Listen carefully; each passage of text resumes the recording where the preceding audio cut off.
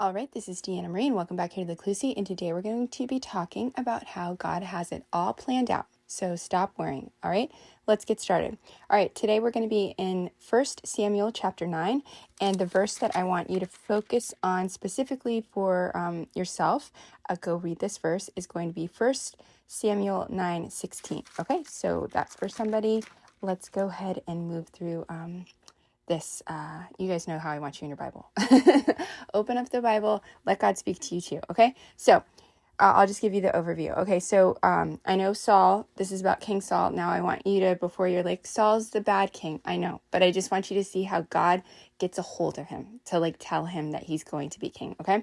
So Saul loses some family donkeys, okay? And so he's off trying to find these donkeys for days, okay? And he gets to like the point where he's like, he can't figure out what else to do. So he decides, oh, we should pay. There's a man of God in this town. Let's pay and see if he knows where they're at. So he goes and tries to see this Samuel, which is the prophet at the time, and ask him like, hey, can you help us find the donkeys? So he doesn't have to go back to his father's house and be like, hey, we couldn't find the animals. So he goes to Samuel. Samuel already has a word from God, and that's the word that I want you to read. But God basically already told Samuel, hey, by this time tomorrow, somebody's going to come, anoint him king. This is the guy. This is the guy that I need you to anoint king. Okay, what does that mean for you? Okay, first things first. Some of you guys are thinking that the bad situation that you got out of, like Saul thought him losing the donkeys was like horrible, but that's actually what was going to put him on the path to like his destiny. So some of you guys need to stop worrying about like, oh, you have this failed relationship, or you have like this career that didn't work out, or this or that. Sometimes that's what God needs to do in order for you to be at the place where you're going to walk into your destiny. Because if he wouldn't have, if those donkeys wouldn't have wandered off, if he wouldn't have been searching for them, if it wouldn't have taken so many days, he wouldn't have been desperate enough to ask Samuel like, hey, can you help us over here? And he wouldn't have walked into his destiny. So stop focusing on the path. The negative sometimes works out for your benefit. God uses all things to work out for your good, okay? The next thing that you need to focus on is he didn't have to do anything special. He wasn't out here trying to be king. He wasn't like, hey, look at me, like pay attention to me. No, he was just walking on his path, right? And God still found him. He wasn't out there trying to be king. Yet he was going to be the person that was going to be chosen from king. And if you guys know any backstory about Saul comes from like the smallest family in Israel. Like he's from the Benjaminites, sorry.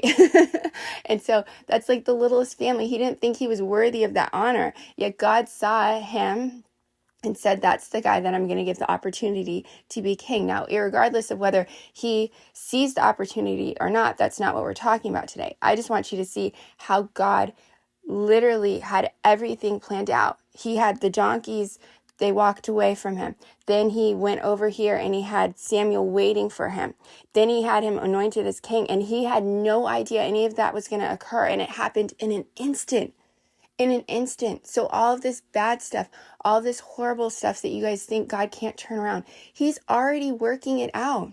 He has it so organized. You have no idea how he's going to send the right person into your life, how he's going to get the person that notices you, and maybe you're going to have a completely different career than you had before. Maybe you're going to get healed a certain way, and you're thinking, oh, I can only be healed like this and that and stuff like that. And God's like, no, I'm going to do it this way. I told you guys about the woman that, just touched the hem of Jesus's coat, right? Completely healed in an instant. It doesn't take God a lot of time when he starts moving things. That's what the whole verse is that I gave you guys. By this time tomorrow. That's not like a far away word. Some of you guys think like all of this stuff that God's getting ready to do is so far off. It's not far off. When he moves, it's going to be like lightning speed for you. So you need to make sure that you're doing what he's asking you to do. You need to make sure that you're trusting and you're obeying and you're learning what he needs you to learn, because when you walk into your destiny, he went from being nobody to being king. Like, it wasn't like it took a long time. No, he was searching for donkeys one day.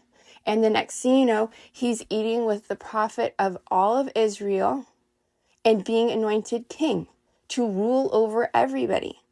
So make sure like you are listening. It is so important that you listen to God, because in the end, this king, he doesn't listen to God's instructions all the way, and he ends up getting everything torn from his hands.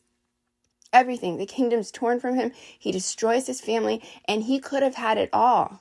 He could have had everything that David eventually has, but he doesn't have it because he didn't listen. So that's maybe why this is taking a little bit longer for it to come to pass with you. But once you listen, and you'll be ready for all of this. It's not going to take a long time. By this time tomorrow, okay? So anyways, like, share, subscribe, comment as always, and I will see you guys back here next time.